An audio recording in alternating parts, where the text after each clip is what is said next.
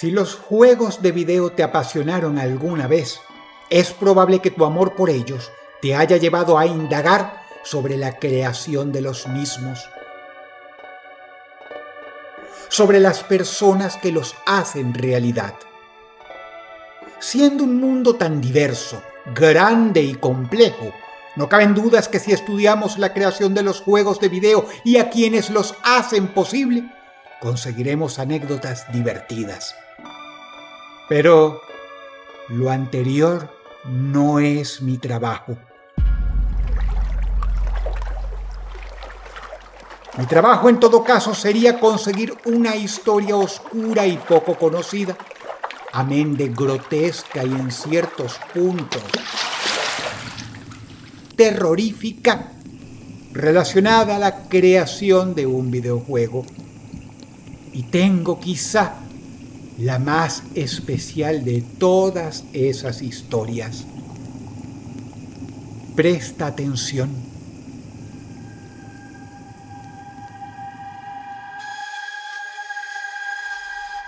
Remontémonos a finales de los años 90.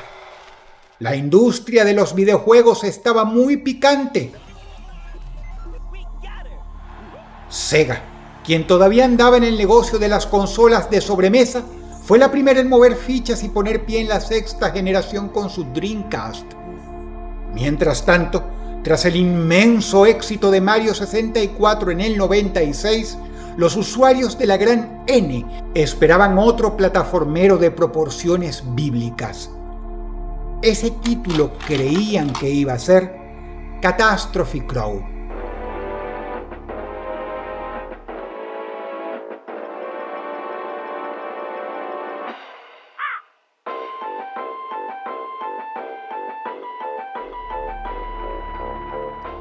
Quizá no hayas escuchado nunca de este título, con una historia plagada de problemas que hoy, tras todo lo que se aprendió, serían pecados mortales en el mundo de la publicidad y los negocios. Primero porque nunca tuvo un nombre específico, un bautizo oficial. Se conoce más como Crow 64, pero otros lo llamaban Catastrophe Crow, cuya traducción del inglés reza Cuervo Catástrofe.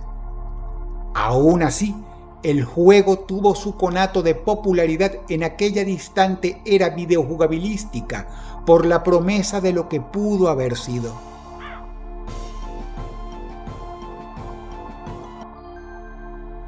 Para la mayoría, quienes hacen videojuegos son personajes estáticos a quienes no vemos como nuestros pares, ni siquiera como seres humanos. Pero pasa que quienes los hacen, incluso las personas más legendarias e históricas del gremio, son personas como nosotros y, como tales, tienen sus propios problemas.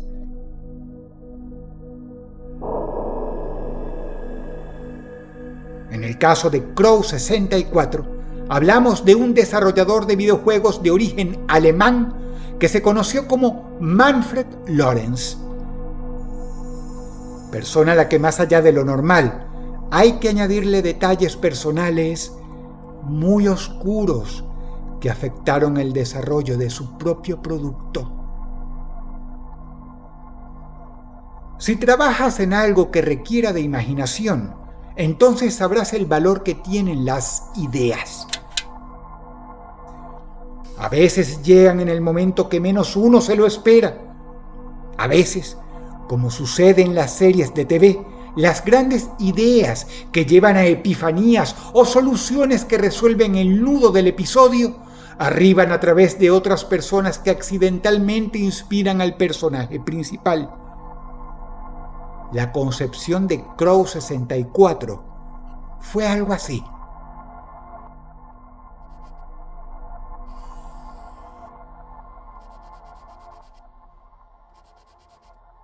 Un día, el señor Manfred Lorenz se preparaba para trabajar y vio que su hija hacía un dibujo. Este personaje, dibujado por tía Lorenz, fecundó la idea que lo empezó todo: el Cuervo Catástrofe, Esta bonita ilustración fue una bomba expansiva en la cabeza de este padre. Como la reputación de Lawrence en el medio del desarrollo de videojuegos era muy buena y tenía su propia empresa, Opus Interactive, no le fue difícil conseguir inversores de la industria dispuestos a financiar su ambicioso proyecto, el Cuervo Catástrofe. Tras haber confiado en el potencial, estos inversores, ahora entusiasmados, se sentaron con Nintendo y los convencieron de dar licencia y acogida al experimento. La gran N juzgó el proyecto como meritorio de entrar a su estricta jugoteca y así dio su bendición. Es ahí cuando el proyecto pasó a ser conocido como Crow 64. Fecha tentativa del lanzamiento, año 1999. El título entusiasmó tanto en su momento que dio de qué hablar. Sin embargo, es acá cuando las cosas toman un giro oscuro.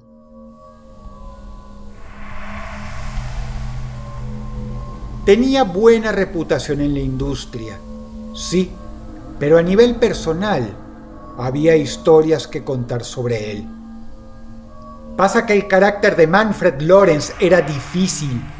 En el mundo de los videojuegos no estamos acostumbrados a los chismes como los que suelen publicar de estrellas, cantantes, políticos o personalidades. Pero como en todas partes, en el mundo del desarrollo de juegos también existen personas peculiares. Y así como, por ejemplo, el creador de Ren y Stimpy, John Kricfalusi, se hizo una reputación de ser una persona muy difícil para trabajar, el mundo de los videojuegos tenía un par metafórico, el señor Lawrence. Pero quizá podamos hacer un esfuerzo y entenderlo un poco. En su tiempo, el equipo de Nintendo era tal vez el mejor del mundo. Siendo 3 años más nuevo, la diferencia gráfica entre Crow 64 y Mario 64 era visible, pero a favor de Mario 64. Eso seguro preocupó y o tocó la moral de Lawrence. Su equipo seguramente era muy bueno, pero no era el de Nintendo. Para las revistas, Lawrence era un tipo increíblemente perfeccionista. Para quienes lo conocían, enfermizamente perfeccionista. ¿Quién sabe? Quizás sus empleados alegarían que hubiera enloquecido al equipo de la mismísima Nintendo de haber trabajado ahí. Él quería que Crow 64 fuera excelente. Pero excelente para sus egoístas estándares especiales. Eso lo convirtió en un tipo muy difícil para trabajar. Para más INRI, el sujeto se apoderó del trabajo de los demás, haciendo eso tan detestable en los jefes que se suele llamar micromanaging.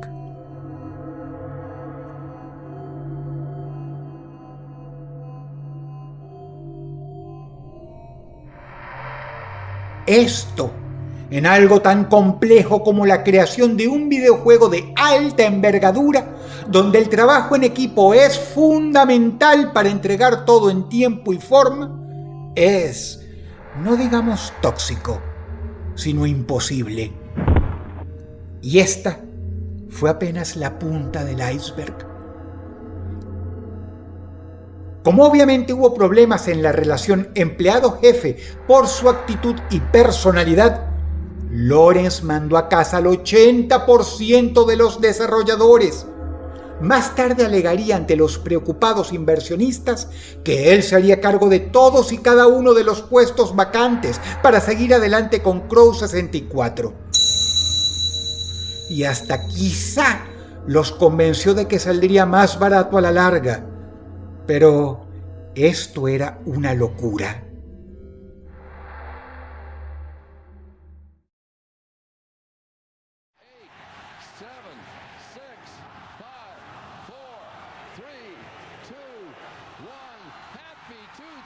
El nuevo milenio había llegado. El año 1999 había quedado atrás. Crow 64 estaba obviamente lejísimos de ser completado.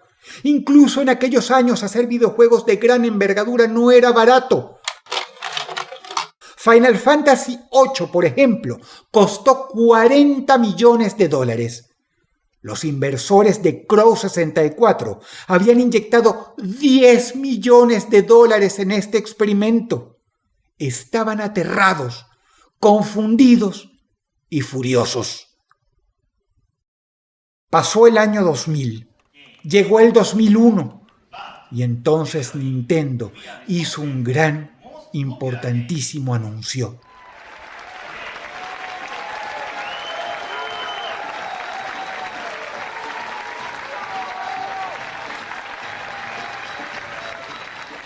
Crow 64 había quedado obsoleto.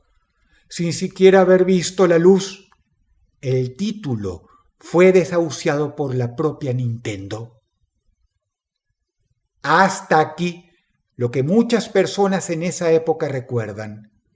Así pues, el tiempo pasó y el mundo olvidó a Crow 64 y el circo que fue su incompleto desarrollo.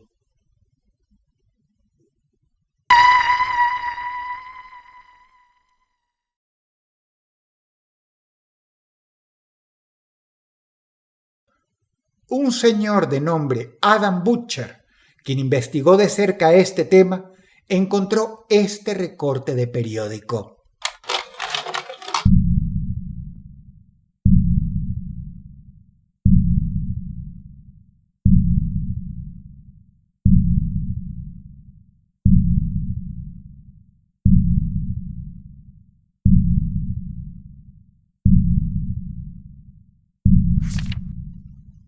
Manfred Lawrence había cogido su bote y navegó varios kilómetros lejos de la costa, en un punto que se teoriza como este. Ahí desapareció por siempre.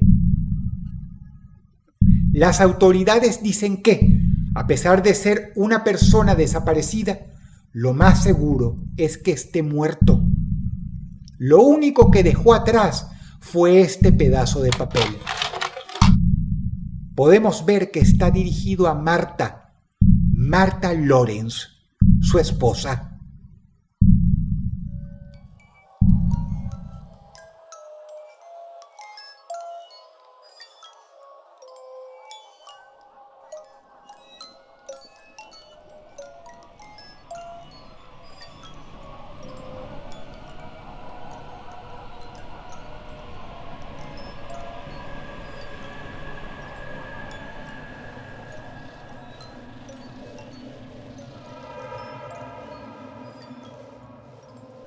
Acá aprendimos, luego de más de una década, que Manfred Lawrence era más que una persona difícil. Era un sujeto profundamente enfermo, que aparentemente empeoró bastante durante el desarrollo de la gran obra de su vida, obra que eclipsó gracias a un dibujo de su hija. Y es así, pues, como una gran anécdota relacionada al mundo de los videojuegos, acaba con lo que te conté al principio de este video. Y habría permanecido completamente oculta para nosotros, de no ser por otro episodio que se abrió 20 años después, gracias al ya mencionado Adam Butcher. Episodio que, lejos de ser el cierre de esta historia, abre una nueva etapa mucho más oscura, y quizá la policía alemana esté interesada, o quizá, ya luego de tantos años, simplemente no importe más. Pero para amantes de los videojuegos es otra cosa. Presta atención.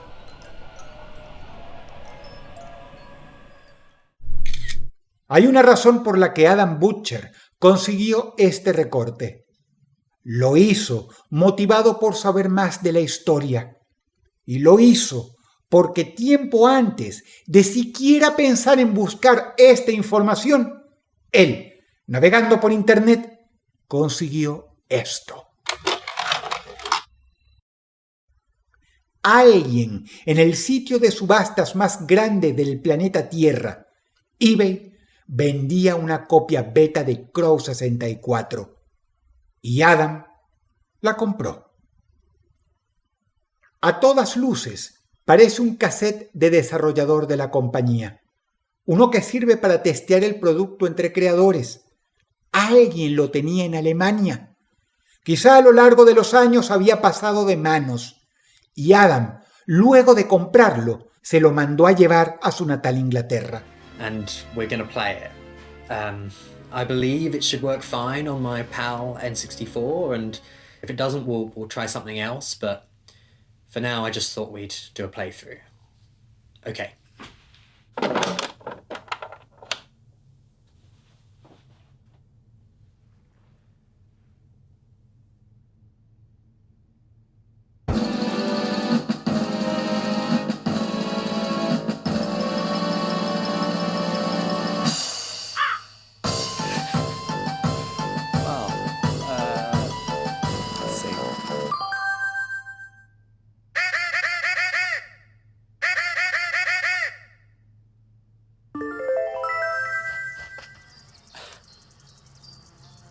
Actually seems to be working. I can jump.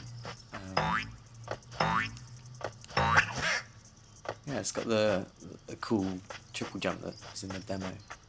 All right, let's see what's in here, I guess.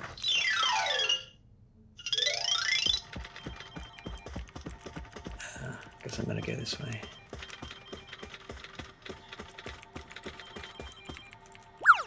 It's kind of Mario style camera controls.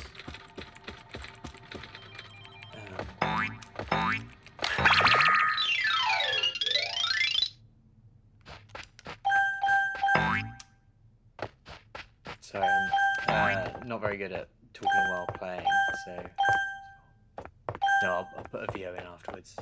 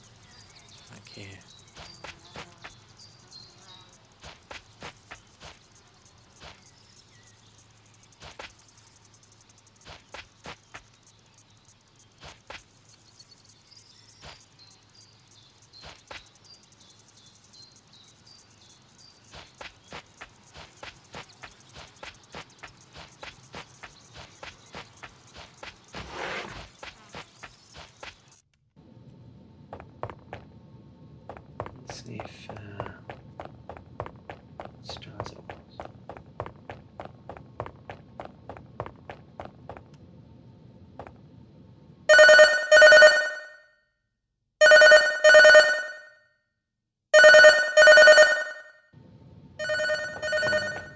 Okay. Try the other way.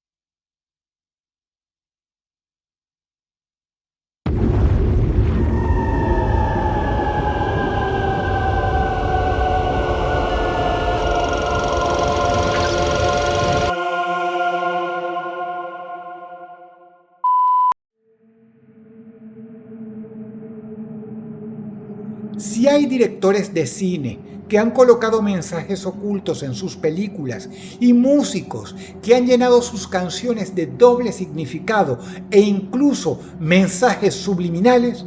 ¿Por qué no un tipo distinto de artista? Un creador de videojuegos, por ejemplo, podría hacer lo propio. Manfred vio arruinada la obra de su vida quizá por su propio carácter. Quizá no estaba pasando buenos momentos. En algún punto, él estuvo solo con todo el peso titánico de una superproducción videojugabilística bajo sus hombros y $10 millones por los cuales responder. Entonces, desapareció. Al menos para los demás, lo hizo. Ahora sabemos cuál era el plan de Manfred al momento de hacer esta nota.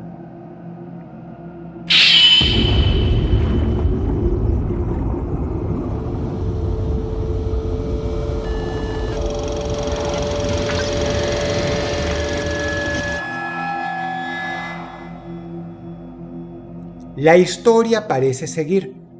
Adam Butcher ha descubierto cosas increíbles en el camino, otros detalles, pero ustedes decidirán si vale la pena hacer otro video al respecto. De resto, una historia absolutamente increíble, relacionada a lo que por fuera parece el perfecto e idílico mundo de los videojuegos.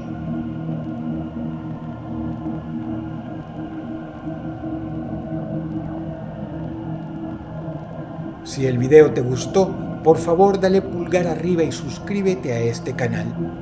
Muchas gracias.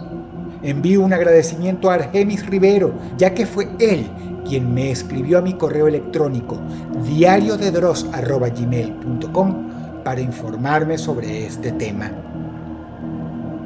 La ambientación musical ha sido obra del talentoso Tripolar Boy. Por favor, visítalo. Te ha hablado Dross y te deseo buenas noches.